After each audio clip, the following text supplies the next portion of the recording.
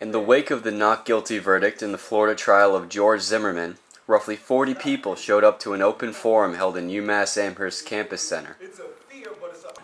We are a caring community, and we wanted to give people an opportunity to express themselves in the face of this this national tragedy.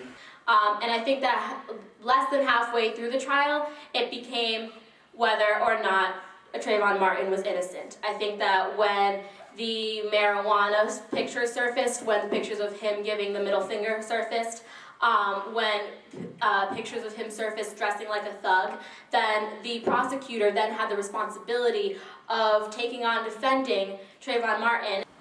Trayvon Martin could have been my son, or any of our sons or brothers, and that's really a salient thing. And that guides my work with students, with the community every day. As I work with people, I often take that perspective. Is this person being treated the way I would want my family member to be treated? When that verdict got read, the first thing we thought about, those of us with kids, were how are we going to tell them about this? And so now you got a son born into a world he didn't create, but now that one day he has to exist and resist in. I think what's really ironic about Stand Your Ground laws is that part of the reason that George Zimmerman did what he did is because he thought of Trayvon Martin not as a human being. So these Stand Your Ground laws is something that we should be concerned, that everybody should be concerned about, regardless of whether they're in that state or not.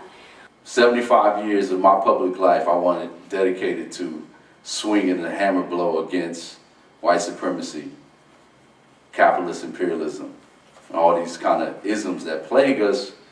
I remember asking my students one time, I was teaching in class, I said, imagine what a criminal looks like. And many of them said black man, hoodie, or baggy jeans, something to that effect. This isn't, again, racial profiling. This is something that they are brought up with. In this system, in this way that we are grown up, we are taught to fear certain things, whether that's founded or unfounded, and the reason we're taught it is conflated with white supremacy. If it's a white person with a suit and a tie, he's probably a banker. Don't fear him. If he's walking down the street in a suit and a tie and it's raining, he probably didn't rob anybody. Okay. Don't worry about it. But this other person who's not white, be it a young black boy, a young Hispanic boy, young anybody who's not white, would be something to fear.